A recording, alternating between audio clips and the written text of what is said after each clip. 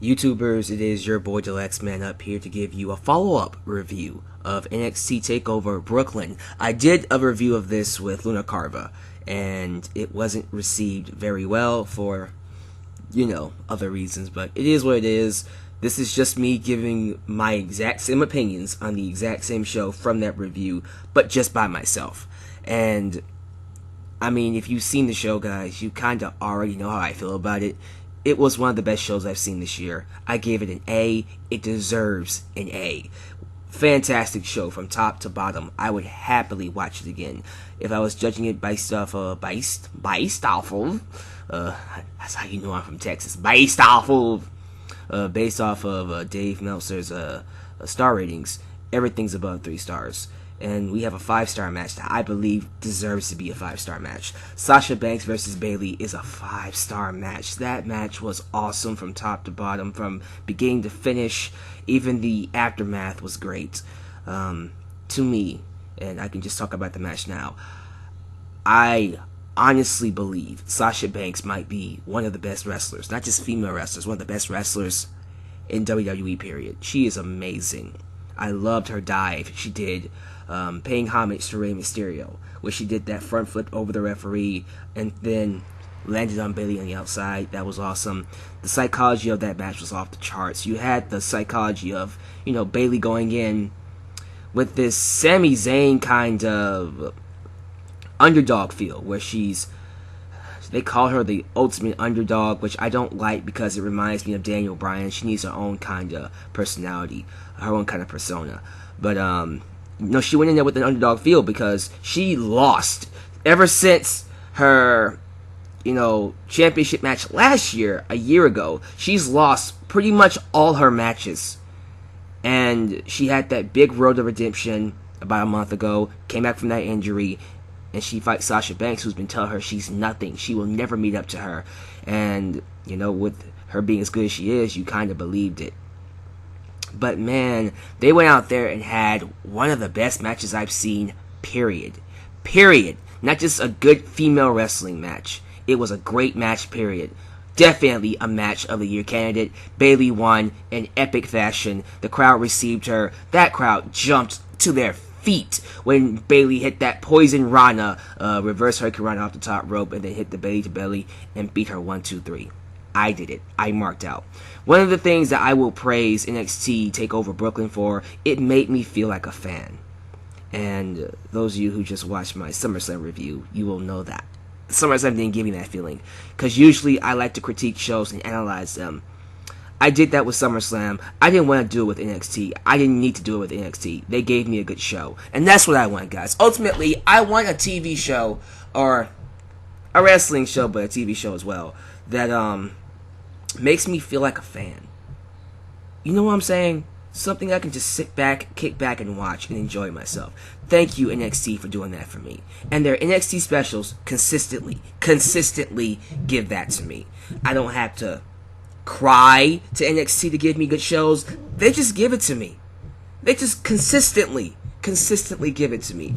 Every match on this card was good, like I said. Jushin Thunder Liger versus Tyler Breeze. Fun match. Jushin Thunder Liger was one of those wrestlers who, let me tell you how old he is.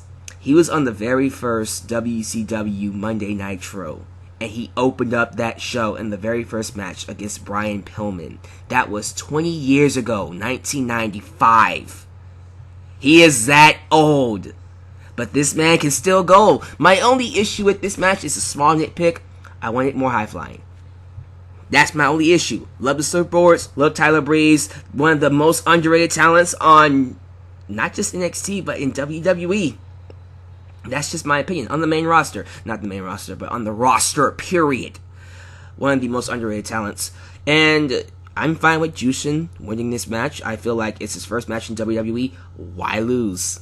And I think this might set up a relationship with New Japan to bring in more people. Why not? Vaudevillians versus Banff. Blake and Murphy. Banff. Love the storyline of Alexa Bliss stopping the Vaudevillians from winning the championships because they can't hit a woman. They won't hit a woman. Chivalry. And to neutralize Alexa Bliss, they brought in Blue Pants, who doesn't have a contract. You heard me right. Blue Pants does not have a contract, which is ridiculous. They need to sign her because she has merchandise and she doesn't have a contract. Did they plan on making her just a local talent there? They shouldn't, because fans like her. Leva Bass is a great wrestler. Well, I wouldn't even say she's a great wrestler. She's kind of green.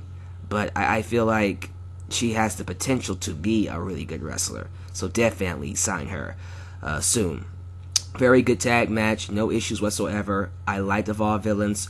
And you know what? I hope they have a good championship run.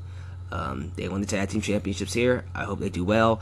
And I'm looking forward to that NXT tournament. The Dusty Rhodes tag team tournament they got going on in NXT in 2 weeks.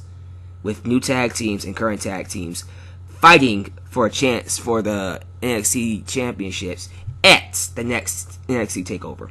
Awesome. NXT is doing something the main roster won't do. They won't build a tag team division. NXT is doing it for them. Because NXT is awesome. I look forward to that and seeing new tag teams.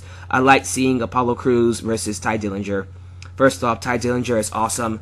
Perfect 10. Perfect 10. Really cool. And man, I just love both of them. This was a highlight match, a squash match, but I like saying highlight match for Apollo Crews, who is, oh my god, he is amazing. Great athlete.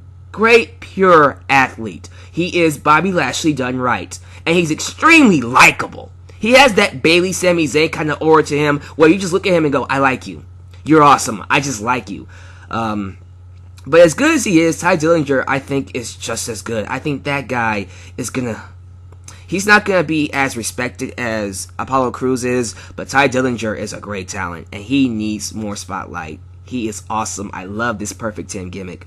But Apollo Crews showed me some stuff in this match, and he is going to be someone big in the WWE. I loved that press slam into a standing moonsault finisher. That's really awesome. That standing moonsault looks devastating. I'm going to say it, man. The WWE has passed up Shelton. I can speak English. Shelton Benjamin, Ron Simmons, Ahmed Johnson, Bobby Lashley, many others that were black and could have been a world champion. Apollo Crews might be the very first pure black world champion that they could have, and he should be. I'm not saying it's going to happen this year or next year, but he is a future world champion. Give me your thoughts down below about that. I think the other match that's on this card, I have the card right here. Let me be sure I got everything. Tag team. I got let's see. Samoa Joe versus Baron Corbin. People give Baron Corbin a lot of flack because he's green. Here's my thing. The guy wants to be good, and he's trying to be good. That's all I need. Love his gimmick. I love the guy being the anti-indie wrestler. You know, he came from not a wrestling circuit or a wrestling indie company. He came from football and boxing. He performed in front of thousands of people in a different genre. So he knows more about what it takes to be a performer, and he feels like he deserves the respect for that. Although you can argue he still doesn't, but I love that attitude. It's like, look, I can do this better than you guys because I know what it's like to perform in front of thousands of people. You have only killed yourself in front of 15 people. I love that gimmick. It's really good. I like it. Samoa Joe's response to that was, hey, you called them, they called me. And I love that. It was a good match. It was a stiff, strong, big man match. Absolutely. I had no issues with it. Baron Corbin is getting better. I love the stuff he did in this match. He did a heel hook. He did some kind of a running kick. It was really nice. And some kind of a twirling suplex. Can't describe it exactly what it was, but really awesome stuff, man. Samoa Joe choked him out with the I can't say it. The Colita Clutch. Colita Clutch. I don't know why it was Colita Clutch. But it was a good match. I mean, and then I talked about Bayley and Sasha, one of the best matches this year. I loved everything about this match. One thing I didn't talk about was when Sasha Banks hooked her in that bank statement, and then she stomped on her hand, which was crazy. But other than that, still love the other spots I talked about. Poison Rana, Bayley, and she wins. But I didn't talk about the ending aftermath, which was Charlotte, Becky coming to the ring to hug Bayley, and then Sasha gets up and hugs her too, and then they just hug each other, embrace each other, and they do the four horsemen, the four horsewomen. And the crowd just eats it up. It was a glorious moment. The curtain call of NXT women, I love it. These four are going to revolutionize women's wrestling. If you have little hope for Divas Revolution, I think you should put it in these four. These four are going to take this place to... I feel it, man. I'm feeling it. But finally, we have Finn Balor. Demon Finn Balor versus Kevin Owens. Kevin Owens on NXT is unstoppable as a heel. He is amazing. He can do no wrong. He did awesome in this match. Finn Balor, he's missing something. I like the guy. I think he's a great athlete. I think he will be a star one day. We need to find out what the hell he's missing. I think he needs more variance. I think in terms of his character, the Demon Finn Balor is okay. We need more. We need more than just Demon. If we're going to do Demon, do different demons instead of the Red Demon. Do something else. Because I feel like we're stifling the guy, and I feel like he can do so much more. He can be so much more.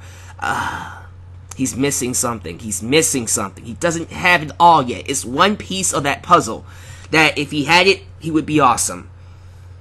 I hope they find it. Maybe he has to turn heel to get it.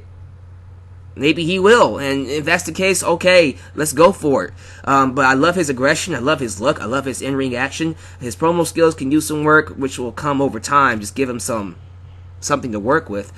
But he's missing something. Tell me down below, what do you think he's missing? Is it the fact that he needs a stronger character? Maybe he needs to have multiple personalities or be schizophrenic?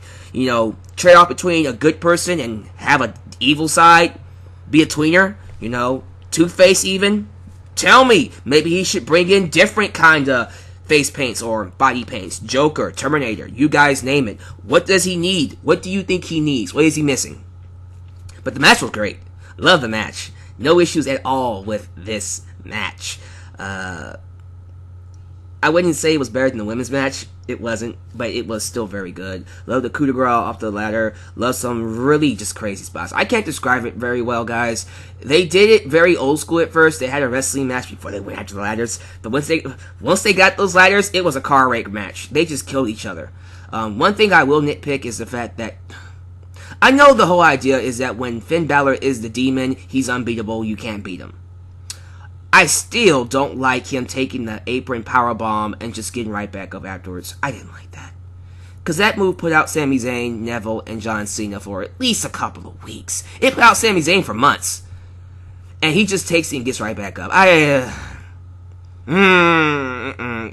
would rather them just not do that spot at all, or at least attempt it, and he escapes it. You know? But they did it, and he just got back up. Because honestly, when he hit that, I said, well, Owens was going to win, and when he got up, I was like, okay. I'll let it go because it plays into his gimmick as the demon. He's unbeatable. But, Jesus. Balor wins, retains the championship, and there we go. That was NXT Takeover in Brooklyn. A really good show. If you haven't watched it, please watch it. Please go watch it. What are you doing with yourselves? The women are taking over, and I will end this with a little shot at Greg Valentine. Greg Valentine is a dumbass. He's out of touch. He's old for saying women should be in the kitchen and can't sell. Okay, Ronda Rousey is proving you wrong. And there have been women in other genres that have sold. Whether it's, WNBA, Cynthia Cooper. Whether it's acting. Box office draws of actors like, I'm going to be here forever, man. Kate Winslet. You name them. It's just too many. But great actors, man. Who did Gone Girl? Who was that woman that did Gone Girl? That was awesome. Women can do stuff that men do, but sometimes do it better. And I'm sorry, Bayley and Sasha had a better match than Greg Valentine will ever have. So he needs to shut the hell up and take his out-of-touch old mind back to wherever he came from and just enjoy the fact that wrestling is great. It's expanding and it's getting better. And we don't need someone like him coming in making stupid comments like women can't draw. Instead, why don't you support it? And that's one thing I will end this on. We need to quit tearing each other down in this fucking business. Stop it. You want wrestling to grow? You say you're for wrestling, but then you'll tear aspects of it down. You're full of crap. Support each other, support the business, and whoever is making money, support him or her. Or her. Greg Valentine. But I enjoyed the show. It gave me a chance to be a wrestling fan, and I hope you guys enjoyed this review. I'm going to end it right here. Give me your thoughts on Greg Valentine. Give me your thoughts on the show, everything I said. Hopefully, this was a better review than my actual review with Luna Carva, and I hope you guys enjoyed the show itself. So, your boy Deluxe, man, signing off. Peace.